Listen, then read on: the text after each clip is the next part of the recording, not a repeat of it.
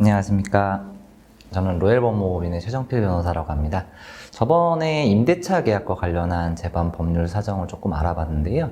오늘은 매매와 관련한 것, 그리고 가능하다면은 재개발, 재건축, 그리고 지역주택조합까지 조금 넘나드는 얘기를 조금 하려고 합니다.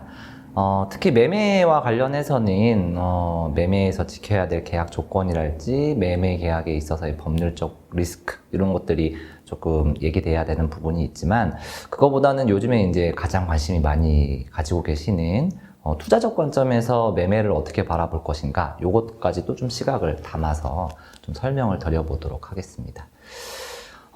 가장 매매에서 문제되는 것은 무엇을 살 것인가, 요 부분일 텐데요.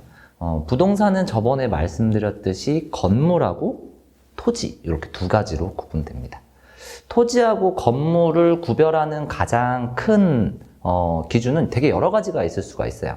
토지는 이제 지평선산에 쫙 펼쳐져 있는 그냥 이렇게 대지인 부분이고, 건물은 그 위에 올라가는 부분이거나 지하로 파서 내려가는 부분이거나 이런 시각적인 차이도 있겠지만, 제가 바라보는 가장 중요한 투자적 관점이나 매매적 관점에서 중요시하는 부분은 이 토지하고 건물이 감가가 일어나는가에 대한 내용이에요. 조금 더 쉽게 좀 풀어서 얘기를 해보면, 저희가 카메라를 산다든지 아니면 TV를 산다든지 냉장고를 산다든지 뭐 가전제품을 사면, 혹은 차량을 산다고 하더라도 사는 즉시 다시 파시려고 하면 그 가격이 내려가잖아요. 보통은 다 그렇습니다. 전자제품을 통틀어 모든 공산품은 사셔가지고 되파실 때에는 가격이 내려가요. 특수한 경우를 제외하고 나면.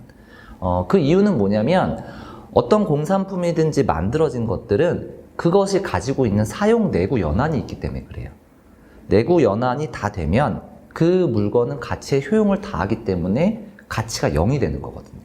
그렇기 때문에 시간이 지나거나 아니면 그 효용 가치를 다하면 이 가격이 내려가게 되어 있습니다. 근데 신기하게도 감가가 일어나지 않는 물건들이 있어요. 예를 들면 아까도 말씀드렸듯이 토지가 그렇고 금, 뭐 이런 것들, 투자적 재산의 가치들은 이게 감가가 일어나지가 않아요. 그런 부분들이 있어서 토지하고 건물이 조금 다르다를 인식하시면 매매하실 때 조금 더 유리하실 거예요. 비견 예를 들어서 어떤 아파트라든지 아니면 물건이라든지 부동산을 구매하셨다라고 한다면, 이 부동산에는 크게 두 가지로 나누어 볼 수가 있는 거예요. 여러분이 사신 토지의 가격하고 건물의 가격, 이 두 가지가 합쳐진 가격이라고 보시면 돼요. 그러면 이거를 제가 보는 관점에서 가격으로 보게 되면 건물은 가격이 줄어들겠죠. 하지만 토지의 가격이 오르면 이 가격은 오를 수가 있어요. 더 쉽게 얘기해서 내가 어떤 아파트를 2억 원을 주고 샀다. 근데 2억 원을 주고 샀는데 이 토지 가치는 1억 원이고 건물의 가치는 또 1억 원이었다. 근데 이 건물의 내구 연한이 40년이다. 이렇게 가정해 보면은 건물은 40년이 지나면은 1억 원을 주고 샀던 그 건물이 0원이 돼야 되잖아요, 가치가. 그러면 한 10년 사용하면 2,500만 원 정도 깎여야 되겠죠? 그러면 이 아파트가 10년이 지나면 원래는 2억 원 주고 샀는데 건물의 가치가 2,500만 원이 줄어들었으니까 1억 7,500만 원이 돼야 되잖아요. 그죠? 근데 2억 원, 3억 원이 돼요. 그 이유는 토지의 가치가 올라갔기 때문에 그래요. 토지는 감가상각이 일어나는 게 아니라 화폐 가치를 반영해가지고 가격이 오르기 때문에 그렇다라는 거예요. 그래서 토지하고 건물을 보실 때 투자적 관점에서 보신다고 하면 토지하고 건물은 감가가 일어나는 것과 일어나지 않는 것, 요 두 개로 나누어 볼 수 있다라고 생각하시면 되겠습니다.